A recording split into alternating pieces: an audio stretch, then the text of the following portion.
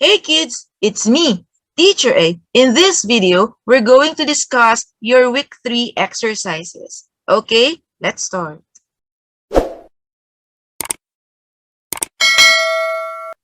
Before we start answering all the exercises, I have an important note here. Okay, please do not skip this discussion because ito lang yung gagamitin natin sa pag-answer sa lahat ng exercises ninyo dito. Okay, let's start.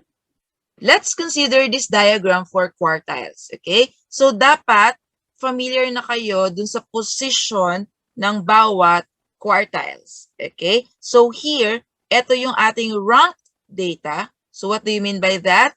We arrange the data from least. So, nandito yung pinakamaliit. Okay? Least to greatest. Okay? So, dito naman yung mga position ng ating quartiles. Nandito yung first quartile. So, ang position ng first quartile, 25% sa kaliwa niya, and then 75% sa kanan niya. Okay? Anong ibig sabihin nun? 25% of the data are less than or equal to the value of Q1. Okay? Also, 75% of our data is greater than or equal to Q sub 1. Okay? So that's how you interpret Q sub 1. Okay? Based on this diagram. Same with Q sub 2. Tingnan nyo, ito yung Q sub 2. Siya yung middle score. Why? Kasi tig 50% yung both sides. 50% on the left side and then 50% on the right side. Okay? So that's why Q sub 2 is the middle score or median. Okay? And then this is your Q sub 3. So remember, kapag Q sub 3, 75% sa kaliwa niya and then 25% sa kanan niya. Now, we have this diagram for deciles. Okay? So ano naman ang ginawa natin dito? We cut our data into 10 equal parts. Okay? So it's like 100% divided by 10, you will get 10%. So that's why may 10% kayong makikita sa bawat box dito. And these are the positions of our deciles. Okay? So we have up to D sub 9. Okay? So this is D sub 1. So what do we know about D sub 1? Sa kaliwa niya, you have 10%. Tapos sa kanan niya, you have 90%. Okay? Where is the middle score? The middle score is D sub 5. Yeah? Because 50% sa left side, tapos 50% then on the other side. So this is the middle score, D sub 5. What about for percentiles? Okay, masyadong madami kung magpapakita ako dito ng 100 equal parts. Okay, so ganito na lang ang gagawin natin. Kita nyo to? This 10%, we are going to cut it into 10 parts. Okay, so lahat ng 10% dito, ikakat nyo ng tig 10 parts. And then, you'll have 100 parts, 100 equal parts. Okay, so parang ganito. Yan. So, I cut this 10% into 10 equal parts. So, nakita nyo, tigo 1% na lang ang bawat small boxes na nandito. Okay? So, yung percentiles, ito siya. Nandito ang P sub 1, nandito ang P sub 2, P sub 3, P sub 4, P sub 5, P sub 6, 7, 8, 9, 10.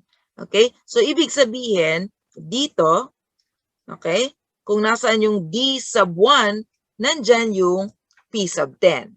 Alright?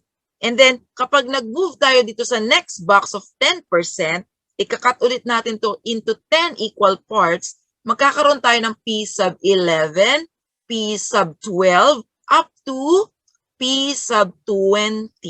So, ang katapat nung D sub 2 is P sub 20.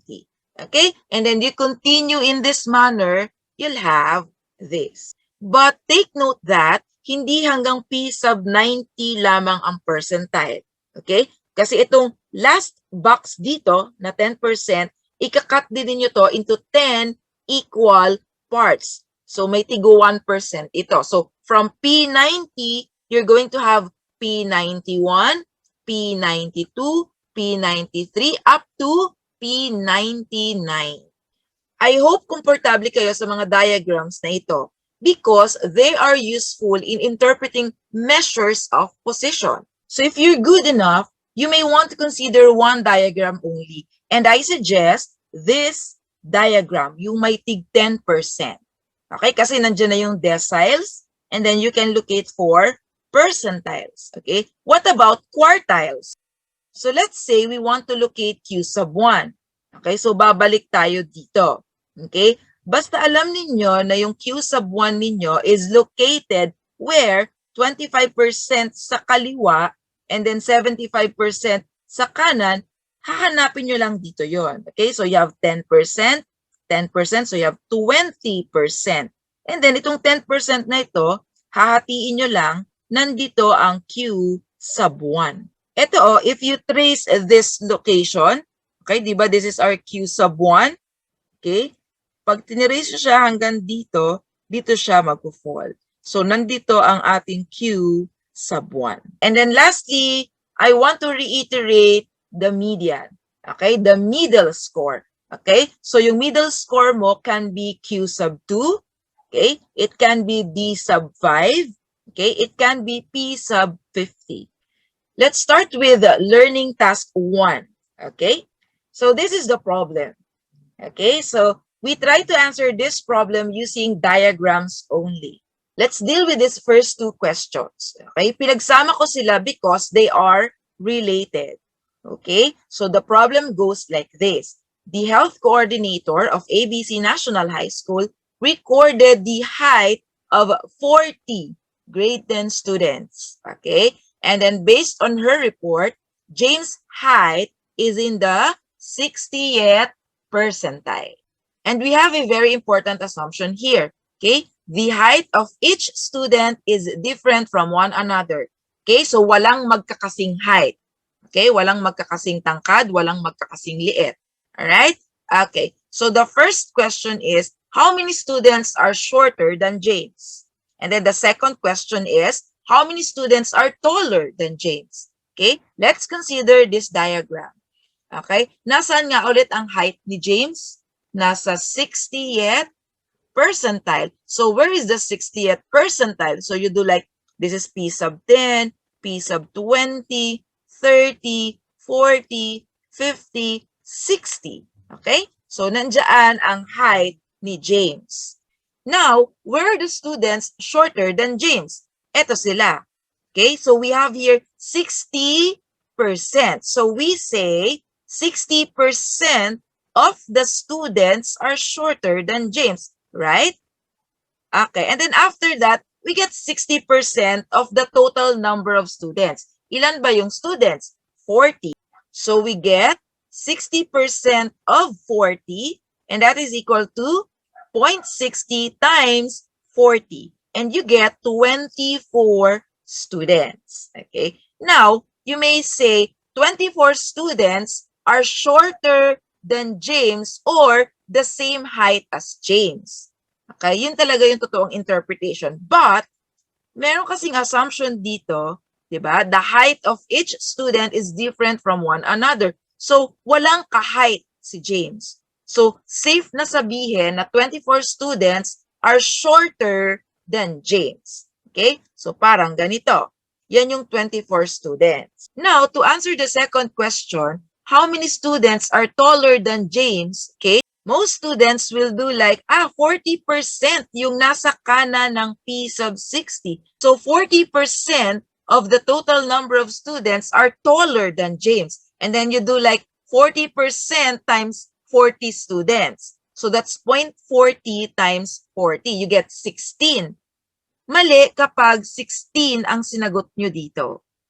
Okay? Kasi tingnan nyo, 24 plus 16, yeah, that's equal to 40. But what about James? Hindi kasama si James dun.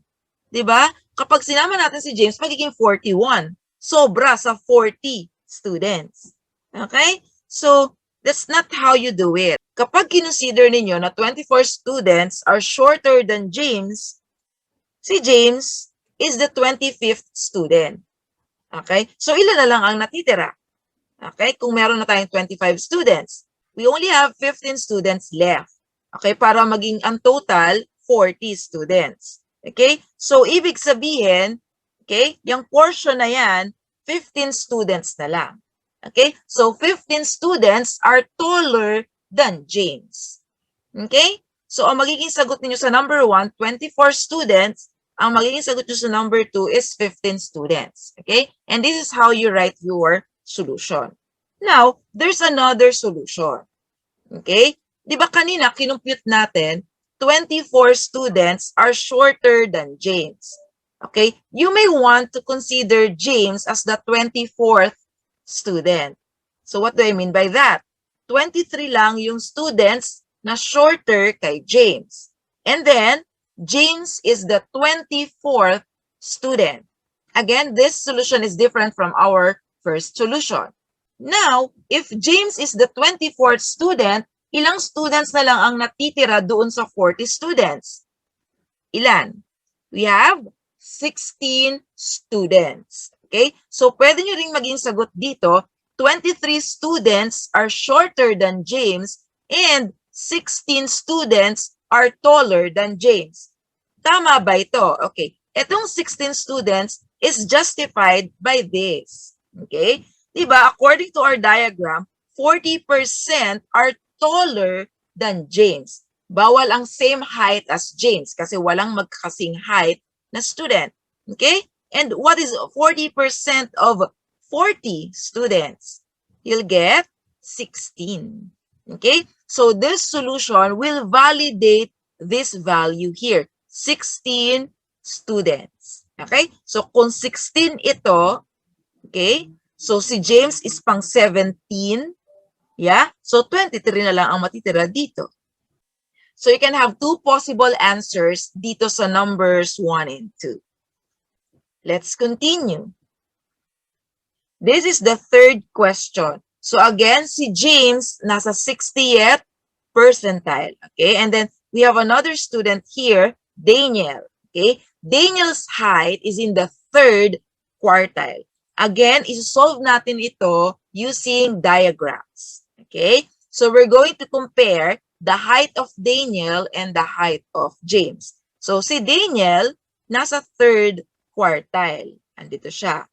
Okay? And then we recall, nasan nga ulit ang height ni James? Nasa 60th percentile. Clearly, mas matangkad si Daniel.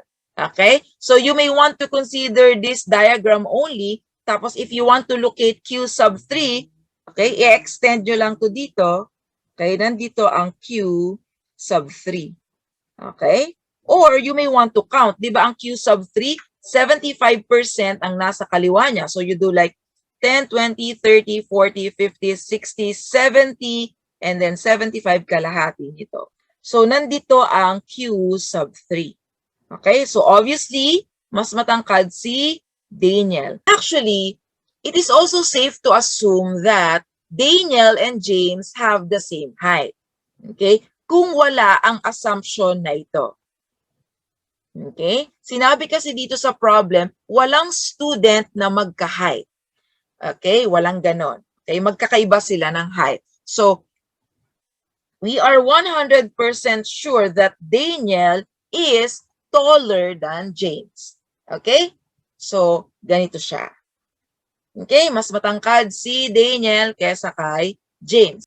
Next problem. Okay? We have another student here named Edward. And his height is in the fourth decile.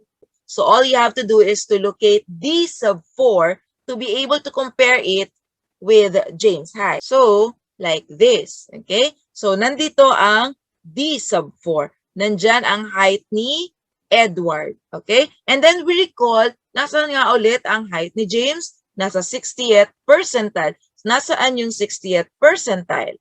Andito. Okay? So, actually, pwede namang isang diagram lang ang gamitin ninyo. Okay? Pwedeng ito lang. Okay? So, ito yung D sub 4. Tapos, nasaan ang 60th percentile? Ito, itatapat nyo lang to dito. Ito. Nandito ang 60th percentile. Okay? So, clearly, James is taller than Edward, or you may say, Edward is shorter than James. So, kung babalikan natin yung kanina, di ba? Daniel is taller than James. Saan natin ilalagay si Edward? Edward is shorter than James. So, nandyan. Right? Now, this is the last question. Okay? So, we are to compare the height of Edward and the height of Daniel. If you recall this, you can easily say that Edward is shorter than Daniel.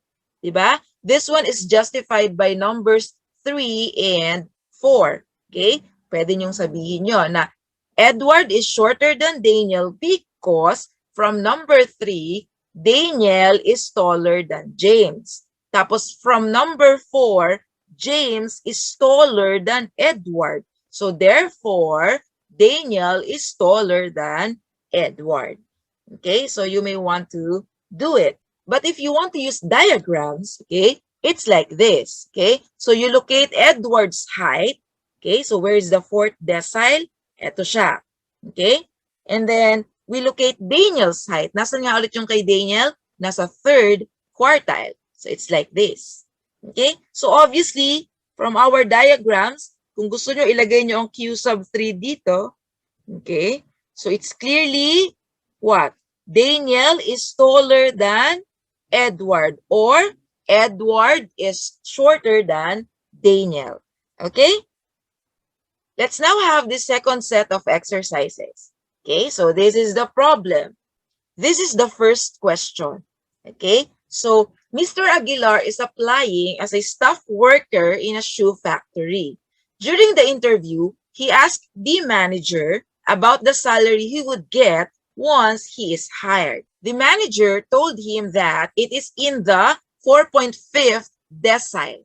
So what does the manager's answer to Mr. Aguilar mean?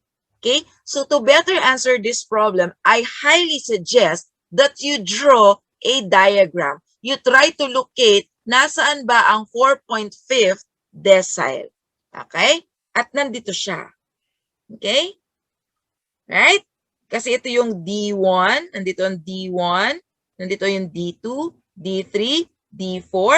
Okay? So, kalahati lang ang kailangan. So, nandyan ang D sub 4.5. Nandyan ang salary ni Mr. Aguilar. Okay? How do you interpret this? Okay? So, ilang percent ba yung nasa kaliwa niya? You add 10, 20, 30, 40, 45. So, you say 45% of the stock workers in that shoe factory have salary less than or equal to Mr. Aguilar's salary. Yeah? Okay. So, 45%. What about yung percentage naman dito sa kanan? Ilan to? If you count again, you have 55%. So, you say 55% of the stock workers have salary greater than or equal to Mr. Aguilar's salary. Okay? So, nakita nyo, paulit-ulit lang natin ginagawa. We draw diagrams and we try to interpret the diagram. Okay? So, mapapansin nyo, mabilis na yung mga susunod na discussion. This is the second question. Okay? So, nandito na yung location ng salary ni Mr. Aguilar. Okay? Now, may pinagtanungan siyang kaibigan niya. Okay? Tinanong niya kung magkano yung sweldo ng kaibigan niya. Sabi ng kaibigan niya, yung salary niya is in the second quartile. Okay? Tapos, ang question, which of them has a higher salary?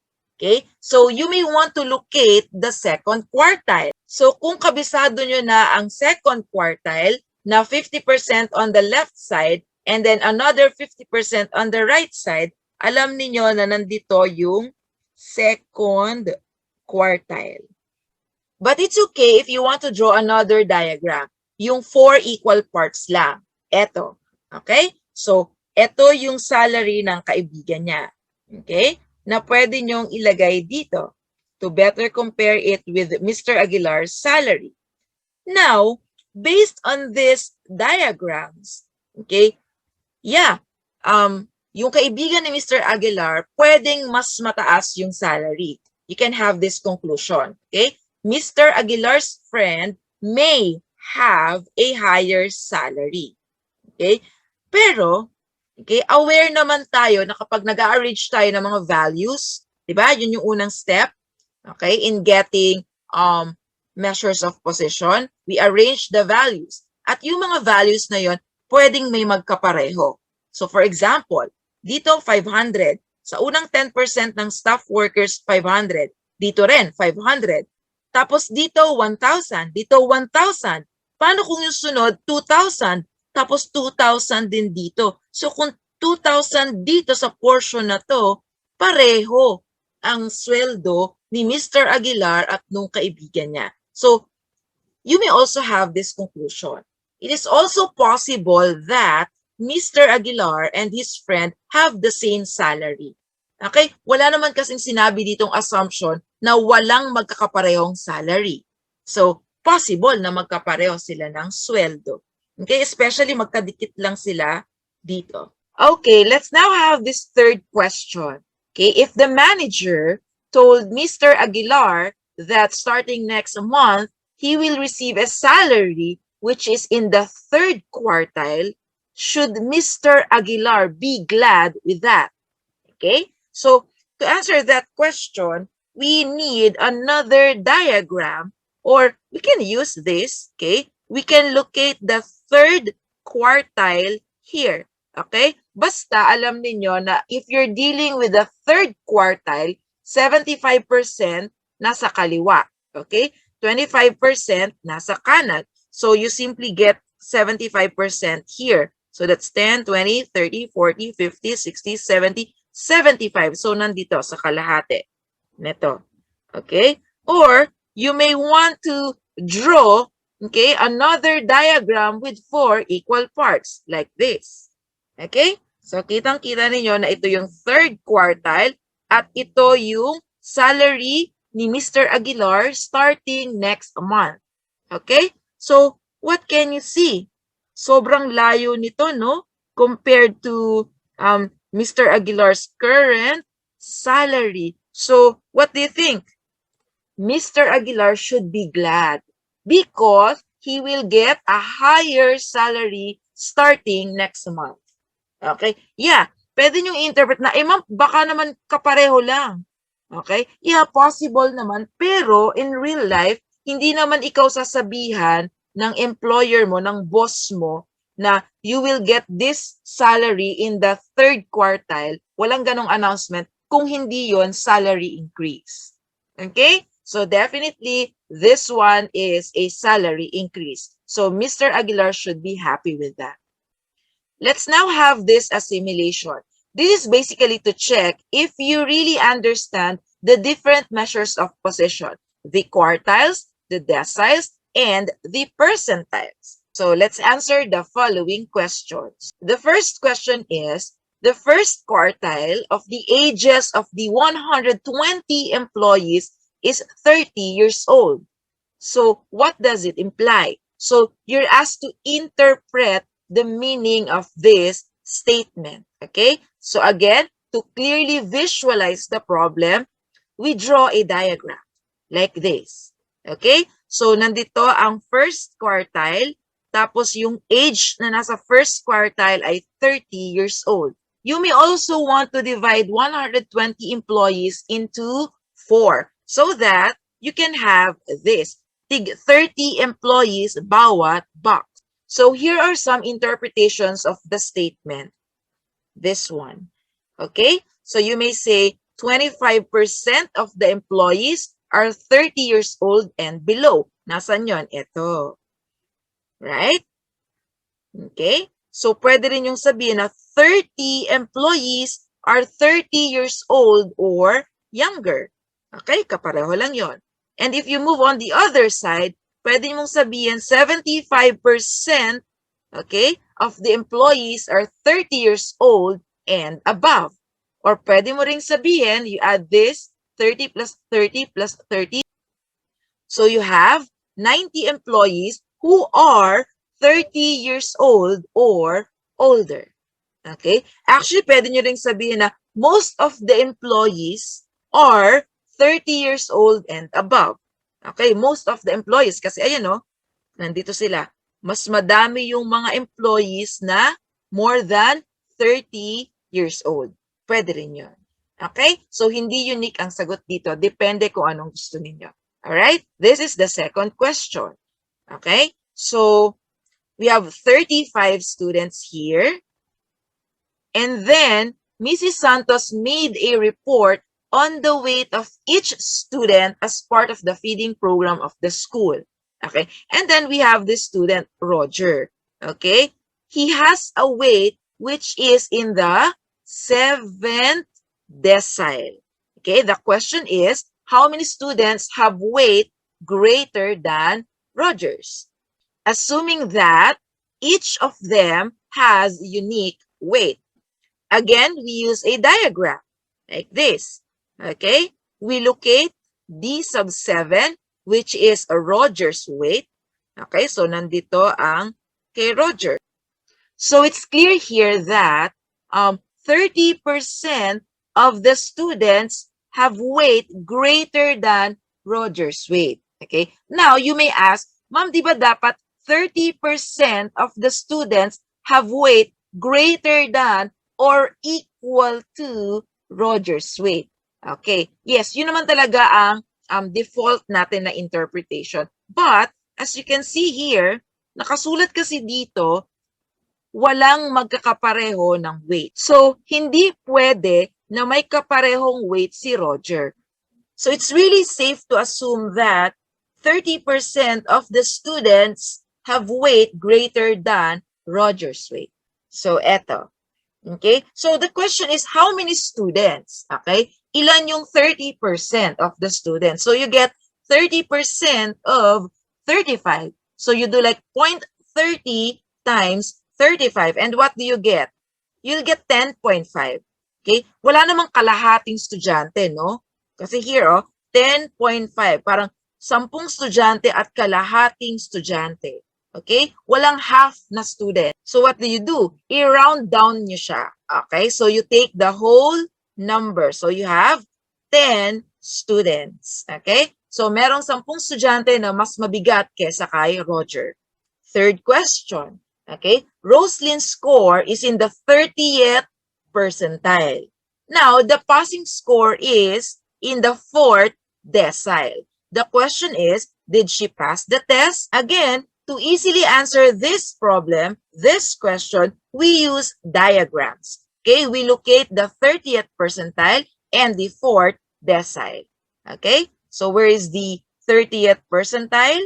Andyan. Okay, where is the 4th decile? Andito. Okay, so actually, pwede nyo namang i-assume na pareho sila. Diba? You can have equal values. You can have P sub 30, okay, equals D sub 4.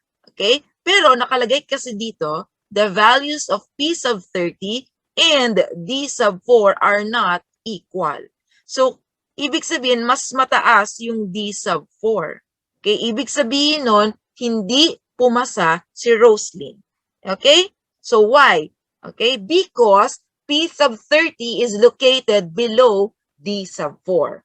Okay? You may want to do that or you may want to write that. Or pwede rin, Rosalyn did not pass the test because her score is below the passing score. Finally, we have this assessment. These are multiple choice questions. Okay? So let's do this fast. This is the first question. Okay? So there's an entrance exam in Makati Science High School. Theo's score is in the 7th decile. Okay? And the passing score is in the 75th percentile. Okay? And then D sub 7, the 7th decile, and the 75th percentile are not equal. Okay? So, ito yung parang diagram niya. Okay? Ito yung score ni Theo. Okay? 7th decile. Tapos, nandito ang passing score. Okay? Kung walang assumption na ito na D sub 7 and P sub 75 are not equal, may chance pa na same value lang itong mga nandito. Okay? So, ibig sabihin, yung D sub 7, kapareho lang ng P sub 75. So, pwedeng pasado si Theo. Pero, nakalagay kasi dito na hindi equal ang D7 at P75. So, obviously, hindi umabot si Theo sa passing score. So, which one is the correct answer? Letter D. Okay? Hindi makaka-enroll si Theo sa Makati Science High School because his score is below the passing score. Okay? Let's have number 2. Okay? So, during the flag raising ceremony, inarrange yung mga bata, 45 students, okay, according to height, from shortest to tallest, okay. Tony, one of the students, okay, ang height niya is in the 40th percentile. So, immediately we draw a diagram, we locate the 40th percentile, eto, okay, nandyan ang height ni Tony. Now, the question is, how many students are taller than Tony? So, dito sa diagram natin, nandito yung mas matangkad kay Tony. Okay? Again, assuming that none of the students has the same height. Walang magkaka-height na student. So, do you see? Okay, we have 60% here. So, we say 60% of the students, okay, are taller than Tony. Yeah? Okay, and what is 60% of 45? So you do like 0.60 times 45. So our answer here is letter C. All right, let's do more. Okay, so this is number 3. Jason's score is 90. Okay, 90 points. Okay, which is the 88th percentile. Okay, which of the following is true? First, we locate the 88th percentile. So we have 10, 20, 30, 40, 50, 60, 70, 80. Tapos yung kalahati, 85. Lagpas ka ng konti. Ito yung 88th percentile. Okay? At dito sa point na ito, ang score ay 90. Alright? Okay, so let's check each of the choices para malaman natin kung alin yung totoo. Okay. Letter A, he passed the test if the passing score is the 9th decile. Okay? First, nasan ba yung 9th decile? Okay? So, nasaan? You count. This is D1, dito on D2, D3, D4, D5, D6, D7, D8, D9. So, nandyan ang D sub 9. If this is the passing score, hindi sure tayo na pumasa nga si Jason kasi hindi naman siya lagpas doon sa D9. Mas mababa siya doon sa D sub 9. Okay? So, possible na pumasa siya kung equal itong parehong value na ito. Okay? Pero wala naman kasi tayong alam tungkol sa mga values nila. Hindi natin alam kung ano yung score na nasa D sub 9. Pero possible na 90 points din yan. Okay? Pero hindi yan na 100% sure. Alright? Okay, let's now go to letter B. 88% of the class got scores less than or equal to 90. Okay, again, yung nasa 88 percentile, anong score dito? 90. Okay? Tapos, kapag titingnan mo yung nasa kaliwa, ito yung mga percentage ng classmates na nakakuha ng mga score na equal or mas mababa kesa sa score ni Jason. So actually, ang B, tama. Yeah, okay? 88% of the class got scores below, okay, or equal to 90 points. Okay? Now, pwede nyo namang i-check, tama ba tong letter C? Okay? Kasi kung tama si letter C, baka hindi si B yung sagot. So, tama ba tong letter C? 12% of the class got scores less than or equal to 90. Mali, no? Kasi nandito yung 12%. Yeah? Yung 12%, yung mga score na greater than or equal to 90. Okay? And then letter D, false din kaya ito. He scored or Jason scored above 90% of his classmates. No. Okay? Kasi nasa 88 percentile lang siya. Okay? So, baka maging totoo pa yan kung ginawa niyang 88% of his classmates. Jason scored above 88% of his classmates. Okay? So that's why B is really the correct answer here. Now we move on to number 4. Okay? The second quartile of the ages of 50 students is 12 years old. Which of the following is true? Again, it's easy if you can visualize the statement. Okay? Where is the second quartile? Andito. Okay? Siya yung middle score. Okay? At yung age na nandito ay 12 years old. Is letter A true? Most of the students are 12 years old. The answer is no. Kasi nandito yung 12 years old. So it means that 50% of the students are 12 years old and below. Tapos dito naman sa other side, 50% of the students are 12 years old and above. So hati. So you cannot say most of the students. Same with letter B. All of the students are 12 years old. This is definitely false, right? Okay, hindi lahat ng students ay 12 years old. What about letter C? There are 12 12-year-old students. Meron daw 12 12-year-old students. We cannot have this kasi ang alam lang natin, yung second quartile ay 12 years old. Okay, wala tayong alam kung ilan ba yung 12 years old. Alright? Okay. What about letter D? There are 25 students whose ages are less than or equal to 12 years old. If you check, ito yung second quartile natin. Okay? Tapos 50% of the population or 50% of the students are 12 years old and below. Okay, you get 50% of our population. What is 50% of 50 students? Ang 50%, that is equal to 1/2. So what is 1/2 of 50? You get 25. So letter D is correct. Finally, down to our last question. A certain government scholarship is offered to incoming grade 11 students. The policy is that a student who will pass the qualifying exam will be accepted as a scholar. Okay? Given that the passing score is in the 60th percentile, which of the following scores will make a student a scholar? Okay? So again, eto na naman yung ating diagram. Okay? Where is the 60th percentile? Andito. Okay? This is the passing score. So, all you have to do is to locate all these 4 measures of position here. Tapos titingnan nyo lang kung sino yung lumagpas doon sa passing score. If you do that, you're going to have this. Andyan ang Q1, yeah? Okay? Where's Q3? Dito. Okay? Kasi alam natin 75% sa kaliwa niya and then 25% sa kanan niya. Okay? Where's D4? Andito. And then, P50 is here. Okay? Siya yung nasa gitna. Kasi P50 is the middle score. So as you can see, itong Q sub 3, yung lagpas sa ating 60th percentile.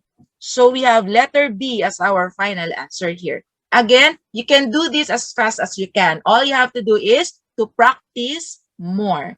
Okay? And to make yourself comfortable with this method. Okay, I think that's it. I hope you learned something from this video. Please don't forget to like this video, share this video to your friends, and please subscribe to my channel for more videos like this. Thank you for watching. See you on my next video.